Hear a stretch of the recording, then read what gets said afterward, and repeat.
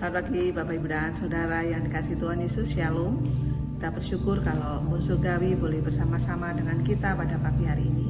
Mari kita akan merenungkan firman Tuhan bersama-sama yang terambil dari kitab Hakim-Hakim pasal yang ke-8 ayat yang ke-27. Demikianlah bunyi firman Tuhan. Kemudian Gideon membuat efod dari semuanya itu dan menempatkannya di kotanya di Ofra.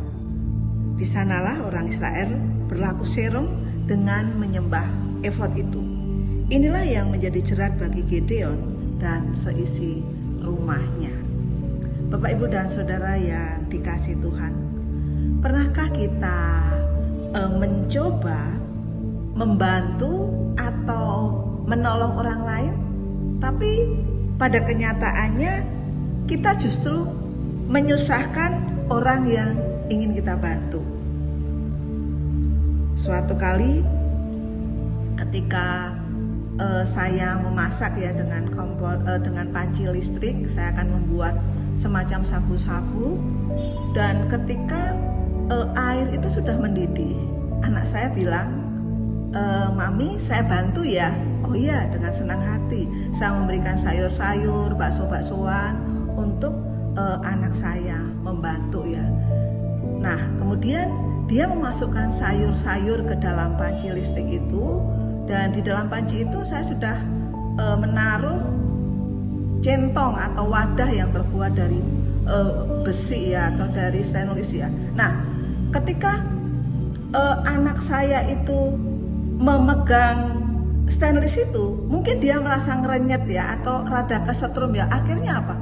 Semuanya itu dilemparkan ya.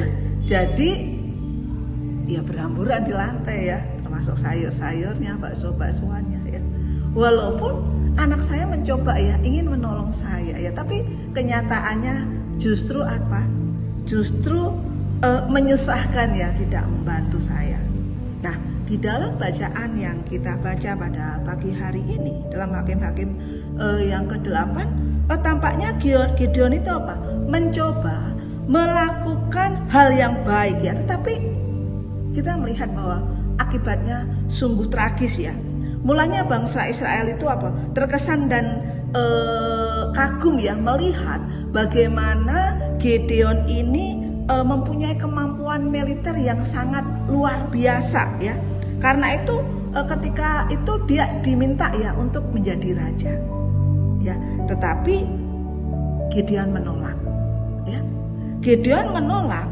Namun kemudian Gideon ini meminta orang Israel itu membuat atau mempersembahkan anting-anting yang mereka miliki, emas yang mereka miliki. Kemudian dibuatlah emas itu untuk membuat efod, yaitu efod itu apa ya, bisa berupa jubah ya, jubah suci yang dipakai oleh imam agung atau patung atau berhala. Nah, mengapa ya Gideon melakukan hal itu ya? Kita tidak tahu alasan tepatnya ya. Mungkin Gideon ingin menciptakan apa? Menciptakan figur atau menciptakan figur seorang pemimpin rohani ya pada waktu itu. Namun ya, apapun motivasinya ya, Allah tidak menyuruh ya Gideon untuk melakukan itu ya, sehingga ketika Gideon menempatkan efod itu di kotanya, yaitu di Ofra, benda itu membuat bangsa Israel itu justru tidak menyembah Allah ya, tetapi justru menyembah berhala ya. Kalau kita melihat di ayat yang ke-27 itu ya, kenapa ya waktu itu ketika Gideon mati, bangsa itu kembali ya dengan mudahnya menyembah Baal, dengan mudahnya menyembah patung-patung buatan ya.